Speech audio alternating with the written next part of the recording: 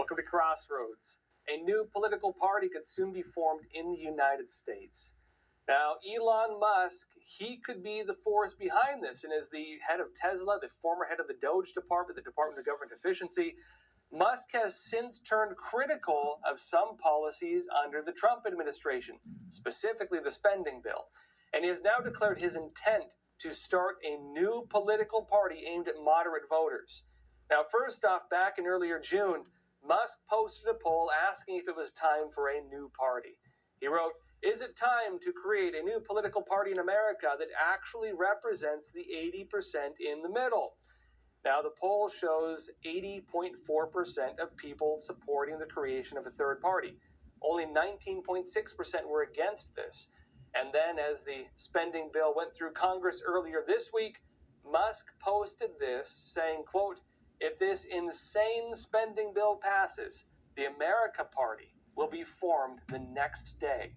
Our country needs an alternative to the Democratic-Republican uniparty so that the people actually have a voice." And then yesterday, as the big, beautiful bill was passed, based on this, Musk brought back the results of his poll from June and made his common statement declaring Vox Populi, Vox Dei, and he said 80% voted for a new party. And remember, that seems to be the political trend we're seeing now take place basically across the board. Newsweek said this, June 20th. Nearly half of Democratic voters say a third political party is necessary in the United States, according to a new poll. And they say the appetite for third parties always rises along with domestic tumult and sharp partisanship. Parties that are out of power have two natural reactions, one being an internal frustration with its own party leadership, and the second being a search for alternatives. Kevin Madden, a senior partner at Penta Group, told Newsweek in an email Friday. That's where things are at. But with the Democrat Party in particular, and its Republicans too, there's a big divide taking place. Democrats, as I've been saying, they're really more than one party right now. There's the Democratic Socialists and the more, I call it progressive, whatever you like, wing of the party, and then there's your old school, classical liberal, more normal Democrats. These two parties are very different from each other. The voters are very different. They might have the same issues, but the solutions to the issues are radically different. And a lot of them are saying, you guys are too extreme for me. You've gone too far. I'm having trouble staying with this one, guys. And you could say the same thing with Republicans. There are a lot of old school Republicans, more like Reagan era, who don't necessarily like the Trump administration's policies. They might like what he does. They might not like how he does it. Sometimes it's kind of the more common thing you hear. And so there is a large amount of voters who still probably vote with their party, but they might not fully agree with everything they're doing. And so there is a chance for this. Now, New York City has become an example of this kind of battleground we're seeing develop right now. A Democratic Socialist, some would say a communist, but Democratic Socialist, has won the Democrat primary. And so the competing candidates, what are they doing? He's a communist. Mayor Adams, former Governor Cuomo, what are they doing? They're still running. They're not dropping out. They're actually running independently. And this is interesting because normally if a Democrat wins the primary, the other Democrats get behind him. Why are these Democrats not getting behind him? And they're going to be running against him with different donors and everything. What is happening in New York could be something that happens elsewhere in the country. But look, support for a third party, it's not just among Democrats. This isn't just them saying that they want something new. Republicans also want a third party. This was October last year, and it shows the support has been changing quite a bit over time. Gallup said this last year. 58% of U.S. adults agree that a third major party is needed in the United States because the Republican and Democratic parties do such a poor job, quote unquote, of representing the American people, marking the 12th consecutive majority level reading and a Gallup's trend that stretches back more than 2 decades. While down 5 percentage points from last year's record high, it is still on par with the average 56% support level over the course of the trend since 2003. Meaning, it's been roughly at 50, 55, 56% for more than 2 decades, for a very long time now. Demand for a political party that is outside the two-party system has been very high. And I know we have third parties, but those ones have not captured the middle. It notes political independents are the most likely party subgroup to favor a third party, as they have been in the past, with 69% expressing support in Gallup's September 3 to 15, 2024 governance poll. And as Democrats' support has increased from 46% last year to 53% now, as of last year now, while Republican support has dropped from 58% to 48%, suggesting that they more so they do like Trump coming in, right? Although still huge demand technically for a third party. Now, note the shift among Republicans come after Robert F. Kennedy Jr. ended his independent presidential campaign and endorsed President Donald Trump. And notes also over the years, majorities of independents ranging from 56% to 78% have consistently backed a third party. In contrast, majority-level support from Democrats has been recorded only 5 out of 21 times Gallup has asked the question, with no more than 54% in favor. And notes for their part, majorities of Republicans have backed the concept of another political party on 6 occasions, with the broadest support, 63%, registered immediately after the January 6, 2021 Capitol attack, as they call it. Big deal, of course, because there are a lot of moderate voters who don't really say that they're necessarily Republican or Democrat. In fact, even some polling has suggested that MAGA voters are not necessarily Republican voters. And there are a lot of people who vote like that too. In fact, it even shows up on the ballots where people might vote for Trump among Republicans, but they're not necessarily going to vote for every Republican. It's an interesting shift right now where, again, once Trump does leave office, we will see what happens with the Republican Party. But there's a big shakeup taking place across the board. It does seem that moderate Americans want representation. People in the middle want representation. Now, like another topic, the DHS Secretary Kristi Noem, she's made a shocking declaration about something agents are encountering in their efforts to deport illegal immigrants. I'll be talking more about this after a quick break. And what would the world be if the bedrock of the American Constitution was lost?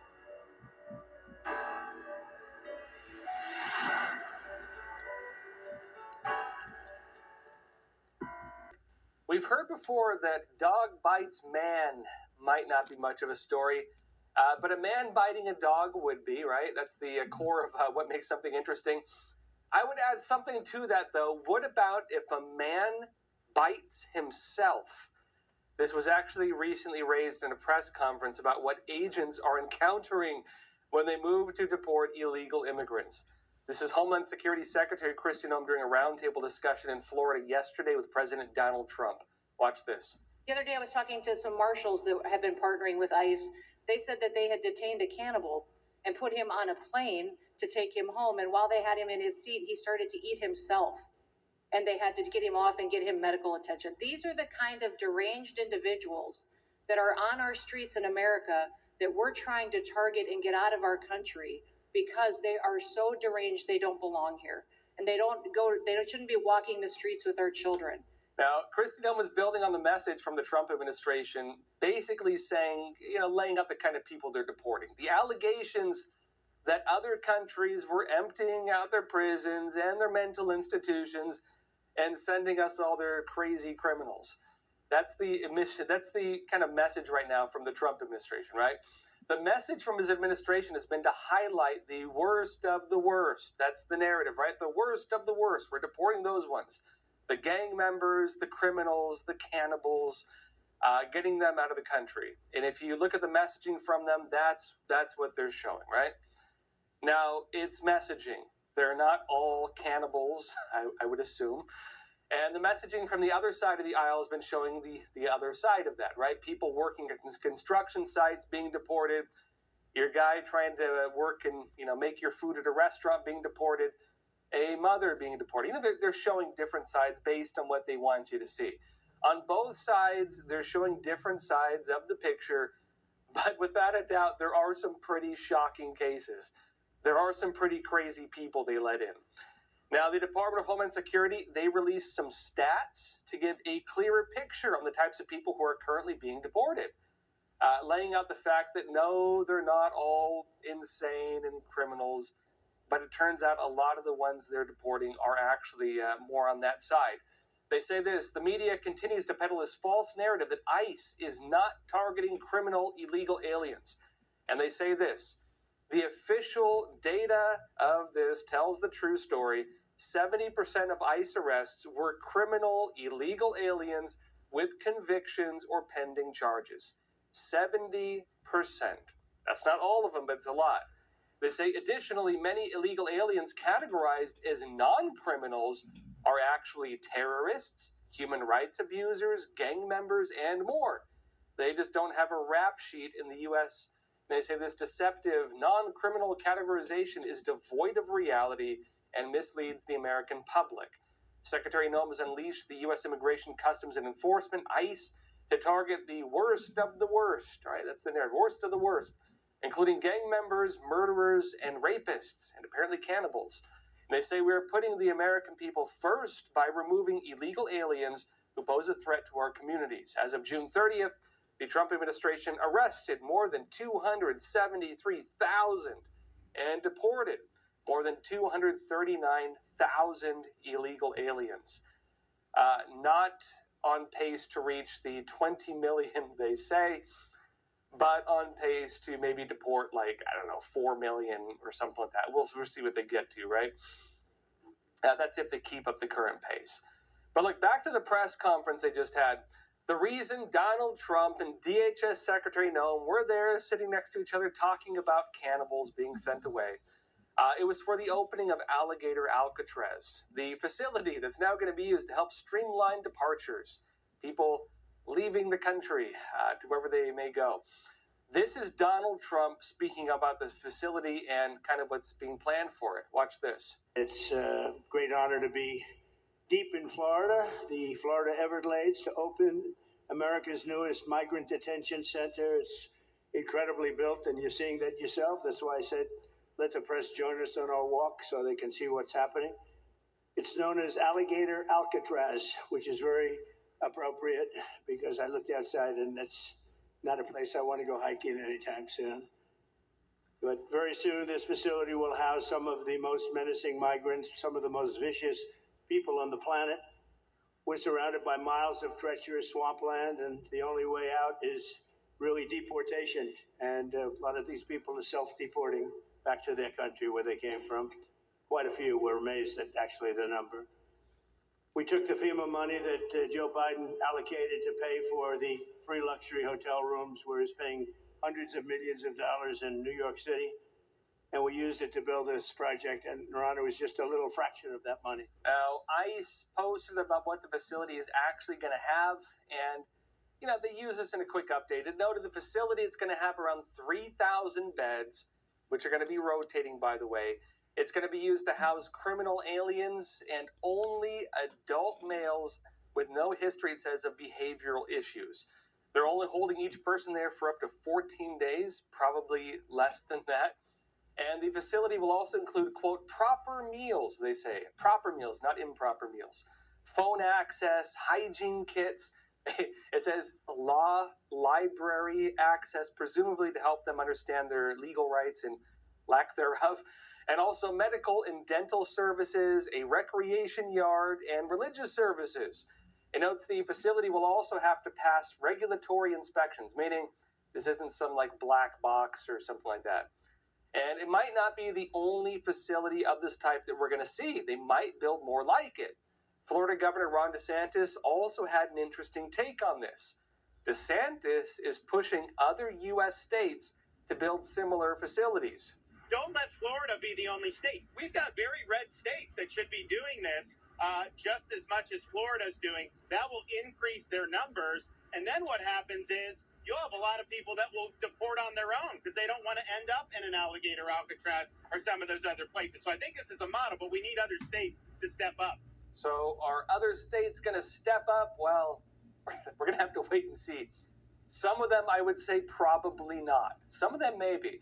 A big problem the Trump administration has been facing with deportations is actually, if you really break it down, why they're not going as fast as some people believe they should be.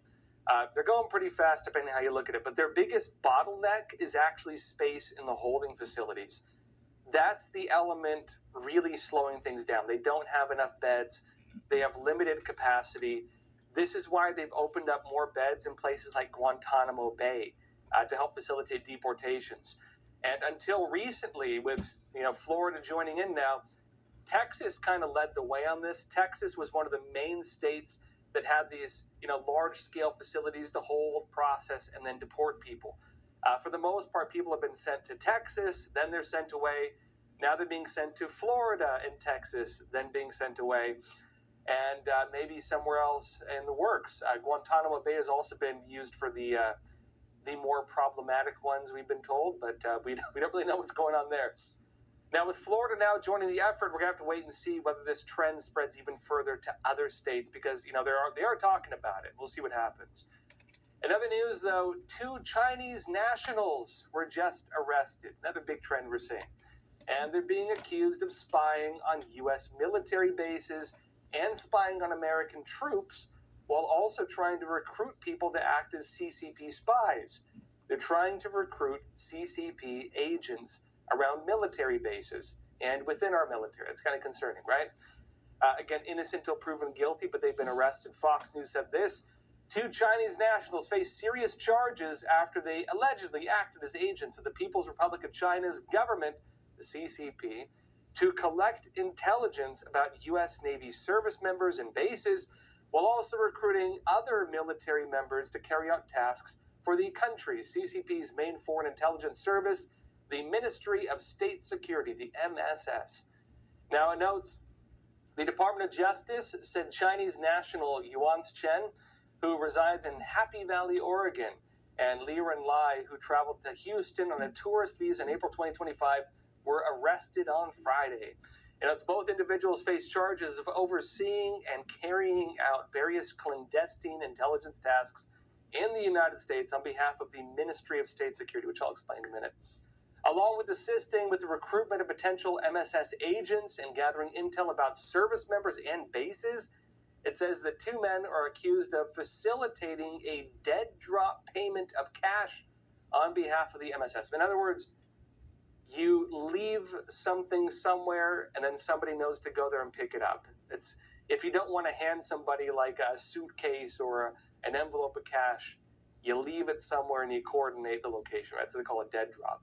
It says the FBI arrested both men on Friday. Chen was arrested in Happy Valley while Lai was arrested in Houston with help from the Naval Criminal Investigative Service, NCIS. Now, FBI Director Kash Patel commented on this. He wrote on X, quote, 2 Chinese nationals were caught spying on our Navy and trying to recruit American service members for the CCP's intel service. He said, our FBI won't stand for it. We tracked them, we stopped them, and we're not done yet. Espionage on U.S. soil will be met with full force, he said. Now, personally, I'd say good on them for going after CCP spies. These ones were allegedly tied in with the Ministry of State Security. The MSS, they're one of the more like official, kind of more conventional spy branches. Think of it as like the KGB, kind of. Those are the ones who were doing Operation Fox Hunt, where they were targeting Chinese, expats and dissidents on American soil, and were threatening them and their families, saying, hey, come back to China, face criminal charges, they'll probably execute them. And they said, if you don't, we're going to kill your family or maybe persecute your family in some ways. Those were the agents running that, Ministry of State Security. They were doing that in the United States, still doing it to some extent in the United States. But there's also a lot of other CCP programs like this and a lot of other CCP agencies.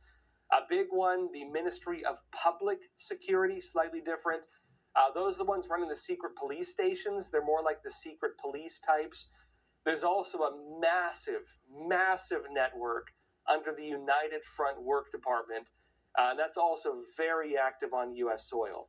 These are your agents trying to recruit people for influence operations, bribing government officials, buying people off, getting journalists acting as their puppets in major American news outlets, and manipulating these networks for various things, including disinformation campaigns, phony criminal charges, you name it. They're trying to puppeteer the U.S. government by infiltrating it. Huge problem. I'd say one of the biggest threats to our country, in fact. Well, everyone, that's all for tonight. Thank you for joining us, and as always, please take care of yourselves, stay informed, and stay free.